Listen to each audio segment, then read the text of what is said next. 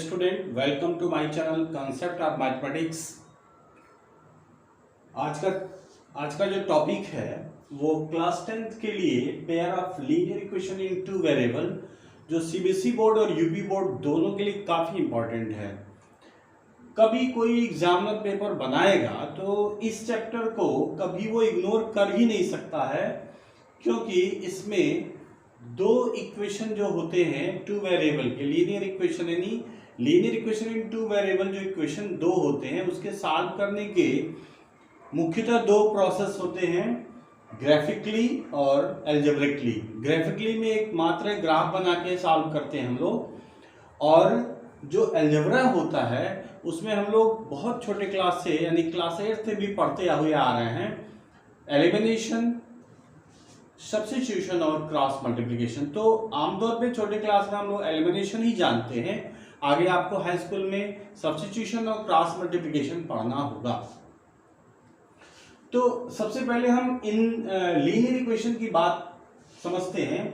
वास्तव में linear equation का मतलब ही होता है, लीनियर माने एक स्ट्रेट लाइन, सीधी रेखा, और इक्वेशन यानी वो इक्वेशन जो ग्राफिकली यानी ग्राफ पेपर पे अगर हम इसे शो करें तो एक स्ट्रेट लाइन यानी सीधी रेखा को रिप्रेजेंट करती है, उसे लीनियर इक्वेशन कहते हैं। और टू वेरिएबल का मतलब होता है कि दो वेरिएबल x और y होंगे। अगर दो वेरिएबल है तो दो इक्वेशन होंगे, थ्री वेरिएबल हो तो थ्री इक्वेशन होंगे, फोर वेरिएबल होंगे तो फोर इक्वेशन होंगे। तो यहाँ पे हम लोग को पढ़ना है टू वेरिएबल यानी दो इक्वेशन से हम लोग को पढ़ना है इसको। तो स्पेशली हम स्टार्ट करते हैं कि दो equation a1x plus b1y plus c1 equals to 0, ये मैं जनरल इक्वेशन लिख रहा हूं, और दूसरा a2x plus b2y plus c2 equals to 0। ये दोनों इक्वेशन जो है दो स्ट्रेट लाइनों को रिप्रेजेंट करेंगे। अगर कोई रेखा, कोई लाइन दो स्ट्रेट लाइन को, कोई भी इक्वेशन दो स्ट्रेट अलग अलग दो इक्वेशन स्ट्रेट लाइन को शो करती है, तो हम जरा अपना दिमाग भी लगा सकते हैं कि इन दोनों इक्वेशन इस प्लेन ऑफ द पेपर यानी ब्लैक बोर्ड को ही हम प्लेन ऑफ द पेपर मान के चलें तो कैसा शो होगा। तो हम इन दो पेनों से हम स्पष्ट समझ सकते हैं। देखिए, दो पोजीशन हो सकते हैं, या तो ये इस प्रकार होंगे यानी पैरेलल हो सकती हैं, या अगर थोड़ी सी भी इसकी ओर झुक जाएगी तो कहीं न कहीं आगे जाके मिल जाएगी, तो हम इंटरसेक्टिंग लाइन बोल देंगे। और अगर ये दोनों के बीच की दूरी लगातार कम होती जाए तो एक स्थिति ऐसी आएगी कि दोनों एक दूसरे पे कोइंसिडेंट हो जाएंगे यानी चिपक जाएंगे एक दूसरे में। तो ये तीसरी पोजीशन होगी। इसके अलावा आप जरा बताओ कि इसके अलावा कोई पोजीशन हो सकता है क्या? तो आपका दिमाग सोचेंगे तो आपका उत्तर मिलेगा कि नहीं सर, इसके अलावा कोई और सिचुएशन नहीं हो सकता। तो ये तीन सिचुएशन के बारे में हम लोगों को डिस्कस करना है, और वो जो डिस्कशन होगा वो सबसे पहले हम देख तो लें कि वास्तव में ऐसा हो सकता है क्या। तो हम दो इक्वेशन एग्जांपल में लेते हैं और देखते हैं कि क्या हो सकता है, ग्राफिकली रिप्रेजेंटेशन कैसा हो सकता है, और वो हमारे लिए काफी बेनिफिशियल होगा क्योंकि हमें दिखेगा। और प्लेन ऑफ द पेपर पे किसी भी इक्वेशन का जो रिप्रेजेंटेशन होता है दिखता है तो बहुत आसान दिखता है, आसान लगने लगता है सवाल। तो हम एक इक्वेशन लेते हैं,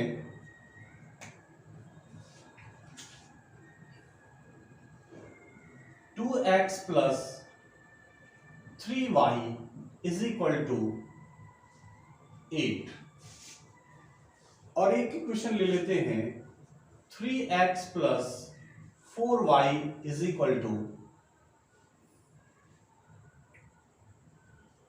11। अब इन इक्वेशन को पहले हम शो करने का प्रयास करें कि इनका ग्राफिकली रिप्रेजेंटेशन कैसा होगा। ये पहला इक्वेशन है और ये दूसरा इक्वेशन है। तो हम लोग जैसा कि क्लास 9th में पढ़ चुके हैं, हमें करना क्या होगा, पहले इक्वेशन को हम लोग लेते हैं और 2x plus 3y is equal to 8 है, तो y को लेफ्ट में छोड़ के बाकी को ट्रांसफर कर देते हैं। तो ये होगा 3y is equal to 8 minus 2x। तो y इज इक्वल टू क्या होगा 8 माइनस 2x अपान 3।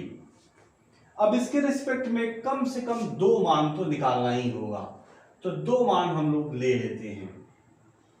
दो वैल्यू हमें रिप्रेजेंट कर देगा ग्राफ पेपर पे। तो एक मान तो x बराबर 0 ही ले लीजिए, देखिए क्या मिलता है। तो देखेंगे x बराबर 0 लेने पे 8/3 होगा, जो वैल्यू ठीक नहीं होगा।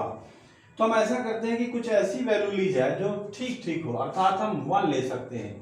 और जैसे ही 1 लेंगे तो यहाँ 1 रखेंगे तो 2 × 2, 8 में से 2 माइनस होगा 6 और 3 × 2 6, यानी हमें 2 मिल जाएगा। एक वैल्यू हमें मिल गई। दूसरी वैल्यू हमें कुछ सोचना है, कोई जरूरी नहीं कि जो हम सोच रहे हैं वही आप भी लो। आप कोई भी वैल्यू यहां ले सकते हो, कोई भी वैल्यू ले सकते हो।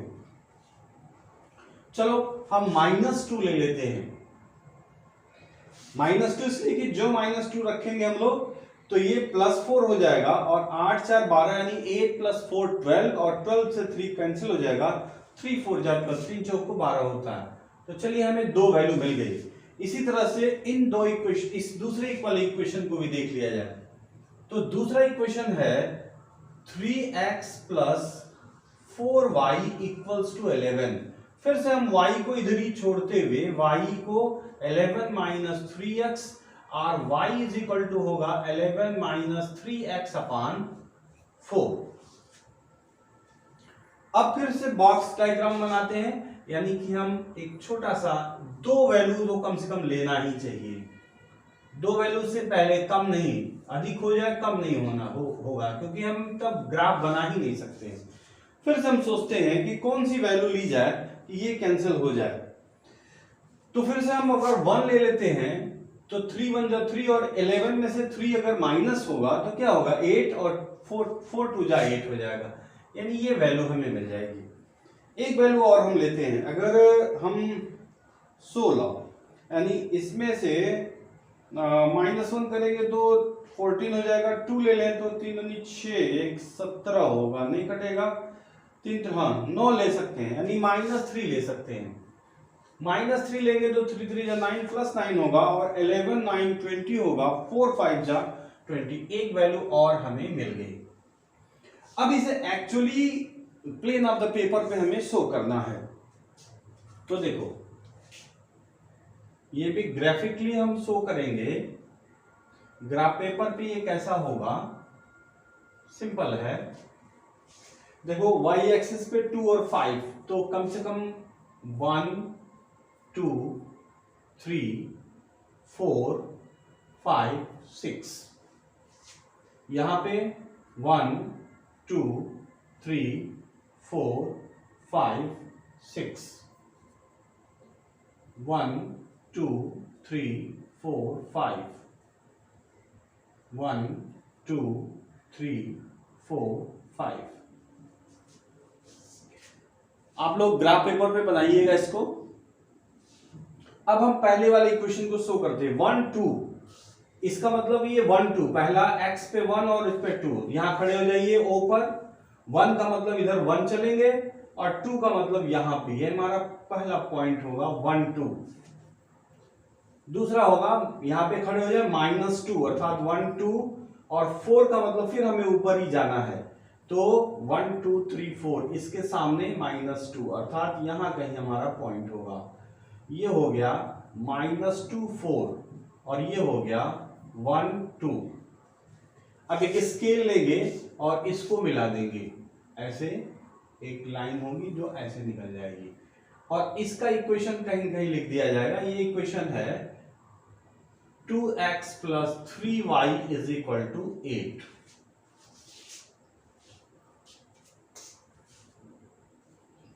ये एरो इसलिए क्योंकि ये लाइन को रिप्रेजेंट करता है। दूसरी लाइन को रिप्रेजेंटेशन x 1 2, फिर से वही वैल्यू 1 2 हमें मिल गया।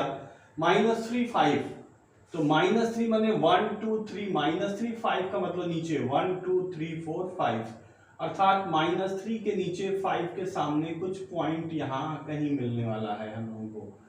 अब इससे मिलती हुई एक लाइन चली जाएगी, एक तो ऐसे कर लीजिए और स्केल से करिएगा ताकि ये अच्छी दिखे ये, और ये आगे बढ़ जाएगी।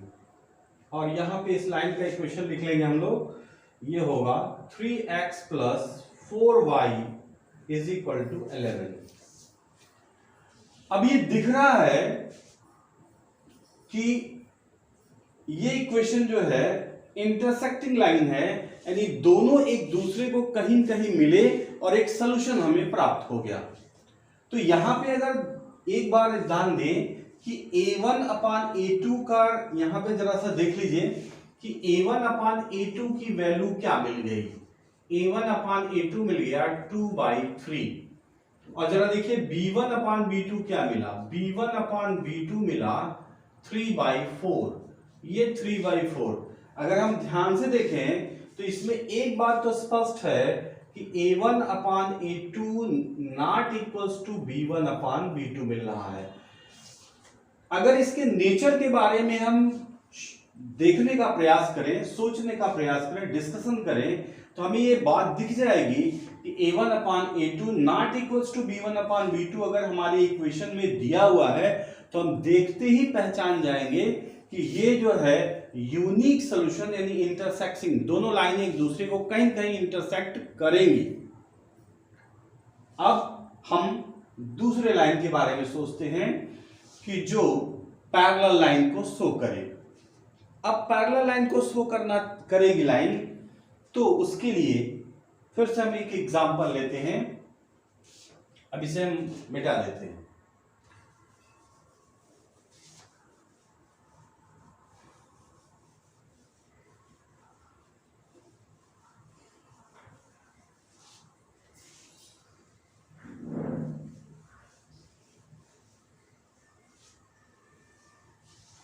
अब पैरेलल लाइन वाली सिचुएशन में क्या होगा कि x plus 2y is equal to, इधर ही रखते हैं, माइनस, अगर हम 3 ले लेते हैं इक्वल्स टू 0, और दूसरी लाइन यहां पे 3x प्लस 6y,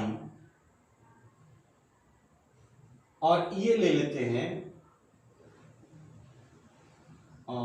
6 या 9 लिया जा सकता है, 9 नहीं, 1/2, 1/3, 1/3, और ये 1/4 आ जाए, अर्थात ये 12 हो जाएगा इक्वल्स टू 0। अब इसको देखिए कि इसका रिप्रेजेंटेशन क्या आएगा। ये इक्वेशन नंबर 1 और इसको इक्वेशन नंबर 2, फिर से इसको हमें रिप्रेजेंट करना है इसी तरह से ग्राफ पे। तो जल्दी से इसमें पहला equation x plus 2y minus 3 equals to 0, तो ये होगा 2y इज इक्वल टू, 3 को उधर ले जाएं, x को भी उधर ले जाएं, तो क्या होगा 3 माइनस एक्स, और y इज इक्वल टू क्या होगा 3 माइनस एक्स अपॉन 2। दो मान हम कम से कम निकालेंगे ताकि हम ग्राफ पे शो कर सकें। x और y दो मान, कोई भी मान सोचिए। अगर हमें -1 ले लिया जाए तो -1 जो यहां रखेंगे 4 हो जाएगा, 2 2 जा 4। एक कोई और वैल्यू ले लेते हैं,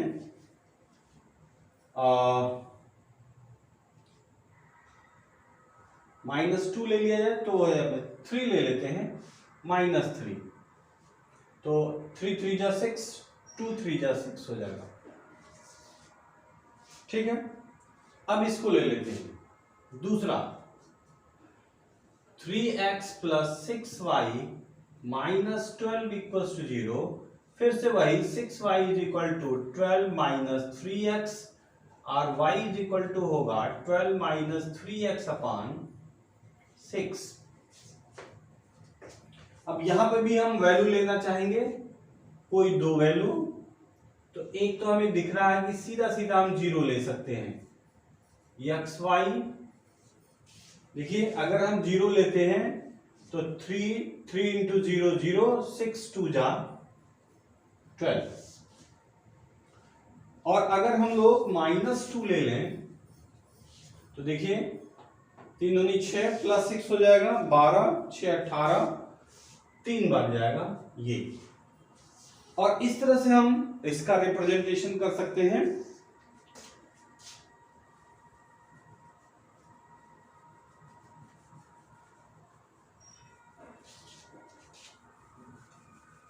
ये ग्राफिकल रिप्रेजेंटेशन बहुत जरूरी है, तभी कॉन्सेप्ट क्लियर होगा कि हो क्या रहा है दरअसल।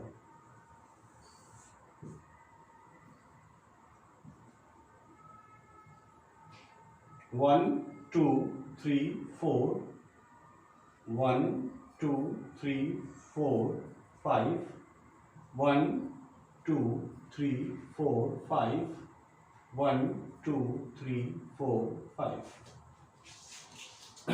ये ओरिजिन है, ये x axis, y axis, minus x axis और माइनस वाई एक्सिस।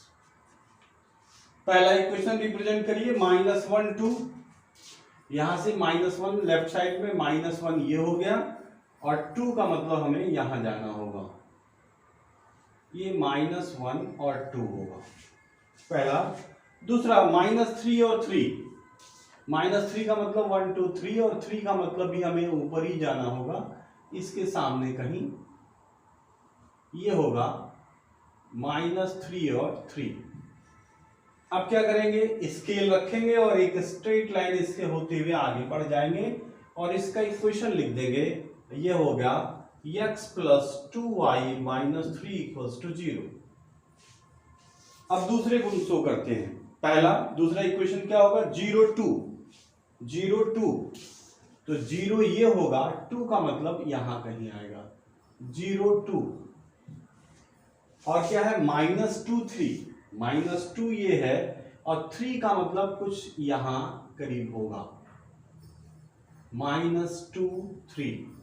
फिर से देखें तो ये जो लाइन जा रही है ये कुछ इसके पैरेलल जा रही है, स्केल से आप मिलाओगे तो कुछ 100% इसके पैरेलल लाइन जा रहेगी और इसका इक्वेशन हम लिख देंगे, क्या होगा, ये होगा 3x + 6y - 12 = 0। तो आप देख रहे हो कि नेचर में पहला जो इक्वेशन शो किया वो एक दूसरे को कट कर रहा है और ये क्या हुआ, पैरेलल जा रहा है, ये पैरेलल जा रहा है। और तीसरी सिचुएशन जो मिलेगी कोइंसिडेंट की होगी, जो मैं उसे भी प्रदर्शित कर दे रहा हूं ताकि हमें दिमाग में बैठ जाए कि अब अच्छा सॉरी, इसमें जरा देखा जाए क्या आ रहा है, x + 2y - 3 = 0। तो जरा इसमें भी देखा जाए कि a1/a2 क्या मिल रहा है। तो a1/a2 जरा देखिए, यहां 1 है, यहां 3 है, 1/3। और जरा देखिए b1/b2 क्या मिल रहा है, 2 और 6, तो ये भी कैसे भी 1/3 हो जाएगा।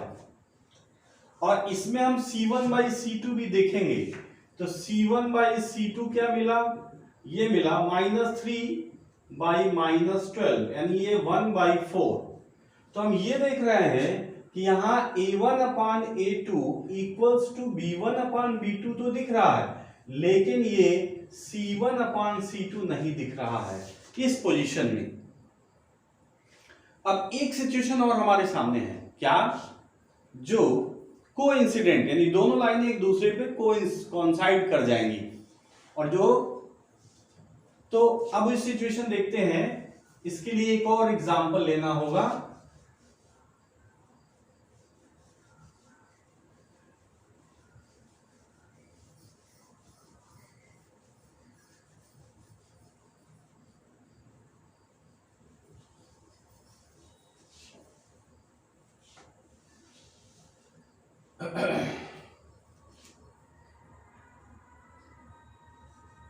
x + 3y = 11 और इसमें 3x + 9y = 33 लिख सकते हैं। अब ये दोनों इक्वेशन हम इसलिए देखिए, इसमें हम 3 से मल्टीप्लाई कर दिए क्योंकि ये दोनों रेखाएं एक ही रेखा को रिप्रेजेंट करती है, दोनों लाइनें एक ही लाइन को रिप्रेजेंट कर रही हैं। तो किसी एक को भी एक का हम ग्राफ बना देंगे तो ये इसका भी ग्राफ आ जाए, क्योंकि इसके सारे 3 के मल्टीपल्स हैं। अगर वास्तव में इसमें से 3 हम कॉमन ले लें तो ये वास्तव में वही पहला वाला इक्वेशन हो जाएगा, 3 इंटू 11। तो ये पहला इक्वेशन ही है दरअसल। तो हमें एक इक्वेशन को इसमें रिप्रेजेंट करना होगा, पहला वाला, यानी फ्रॉम 1 जो होगा x plus 3y is equal to 11 और 3y is equal to 11 minus x और y इज इक्वल टू होगा 11 माइनस एक्स अपॉन 3। बस दो मान हमें चाहिए ही चाहिए, x और y। अब पहला वैल्यू अगर हम 2 ले लेते हैं तो देखिए 11 माइनस 2 9, 3 3 जा 9 आ गया। और अगर हम -1 ले लेते हैं तो देखिए -1 यहां जो रखेंगे 12, 3 4 जा 12। अब इसको हम रिप्रेजेंट कर दे रहे हैं, हम इसी पर रिप्रेजेंट कर दे रहे हैं। इसको ठीक से ऐसे मिटा दिया जाए तो अलग से फिर हमें ये फिगर नहीं बनाना पड़ेगा।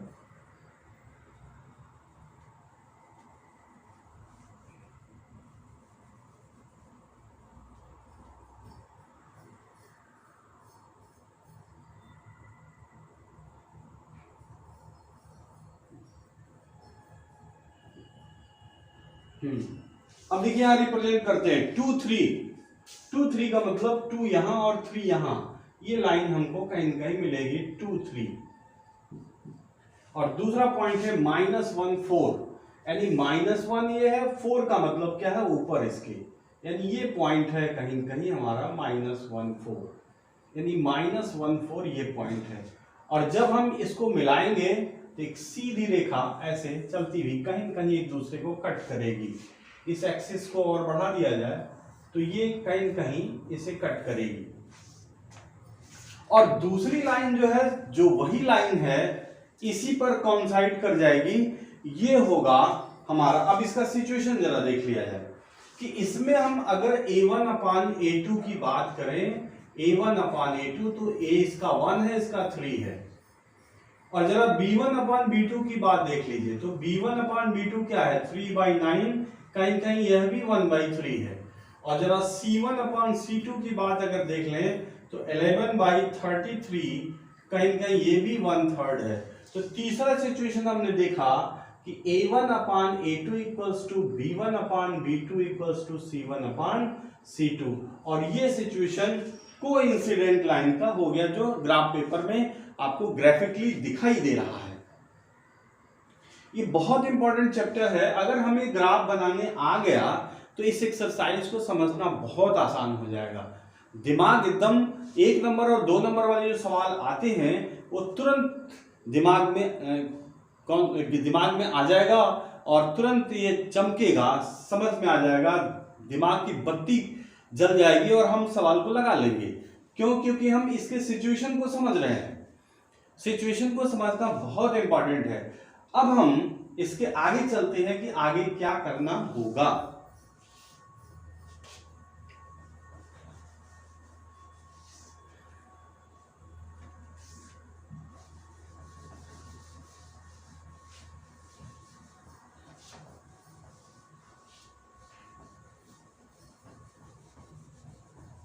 अब देखिए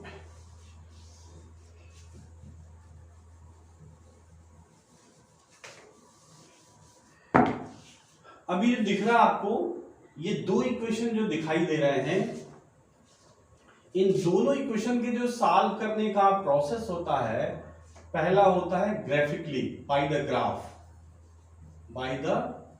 ग्राफ, और दूसरा होता है एल्जेब्रिकली यानी बाय द एल्जेब्रा। एल्जेब्रा में भी इसमें तो सिर्फ एक ही, क्योंकि आप ग्राफ बना दीजिए, काम खत्म, समझ में आ जाएगा कि वो यूनिक सॉल्यूशन है, यानी इंटरसेक्टिंग लाइन है कि पैरेलल लाइन है कि कोइंसिडेंट लाइन है। अब उस पर आगे हम चर्चा करने वाले हैं। लेकिन इसमें तो एल्जेब्रा मेथड में 3 मेथड आपको सॉल्व करने होंगे। तीनों में पहला होता है एलिमिनेशन, दूसरा सब्स्टिट्यूशन और तीसरा क्रॉस मल्टीप्लिकेशन। इसको हम लोग विस्तार से चर्चा करेंगे। हम इतनी बात का चर्चा कर ही डालें कि अगर किस सिचुएशन में हमें क्या चीज मिलने वाला है।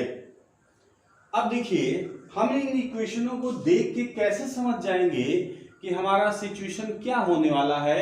वो लाइन ग्राफिकली पैरेलल लाइन देने वाली है कि यूनिक लाइन, अर्थात सॉल्यूशन, हमको यूनिक लाइन का मतलब एक सॉल्यूशन इंटरसेक्टिंग लाइन, और एक ऐसा होगा कि जो कोइंसिडेंट लाइन होगी जिसे हम इनफाइनाइट मेनी सॉल्यूशन की बात करते हैं, जो बहुत इंपॉर्टेंट है। इस सिचुएशन को समझ लीजिए। अब यहां पे देखिए कि जब भी हमारे सामने कोई दो इक्वेशन मिलेगा तो सबसे पहले हम उस इक्वेशन को लिखेंगे जो इक्वेशन यहां लिखा हुआ है, और पहला पोजीशन कि हम a1 अपान a2 निकालेंगे और b1 अपान b2 निकालेंगे। फिर दूसरी पोजीशन में हम लिखेंगे a1 upon a2 equals to b1 upon b2 और equals to c1 upon c2। और तीसरी पोजीशन में हम लिखेंगे a1 upon a2 equals to b1 upon b2 equals to c1 upon c2। आप बुक में देखोगे तो बड़ा कंफ्यूजन दिखाई देगा इसमें, लेकिन मैं यहां पे दिखा रहा हूं, आपको समझा रहा और डिकोड कर रहा हूं।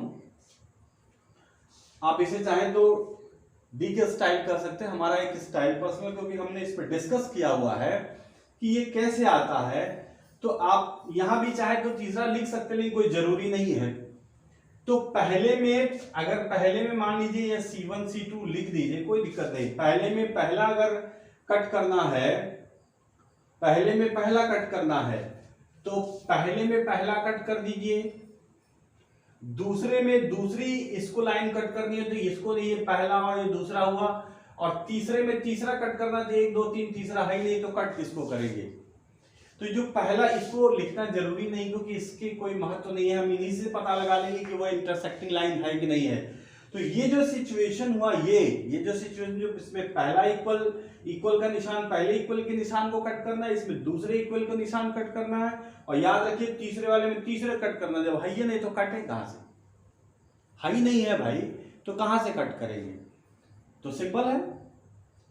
अब देखिए ये क्या कह रहा है, ये कह रहा है ये यूनिक सॉल्यूशन है, अर्थात ये इंटरसेक्टिंग लाइन को शो करेगा, अर्थात यूनिक सॉल्यूशन देगा, यूनिक सॉल्यूशन देगा। और इसी को हम कहते हैं, इसको कंसिस्टेंट सॉल्यूशन भी कहते हैं, कंसिस्टेंट। ये जो दूसरा सिचुएशन है ये पैरेलल लाइन को बताएगा, और ये जो होगा नो सॉल्यूशन देगा, यूनिक सॉल्यूशन, नो सॉल्यूशन। और तीसरा वाला है ये कोइंसिडेंट लाइन, यानी दोनों लाइनें एक दूसरे पर ही लाई करेंगी, इसीलिए ये इनफाइनाइट मेनी सॉल्यूशन होता है, इनफाइनाइट मेनी सॉल्यूशन। और ये कोइंसिडेंट लाइन को शो करता है। ये सिचुएशन बहुत ही इंपॉर्टेंट है और इसे समझना अति आवश्यक है।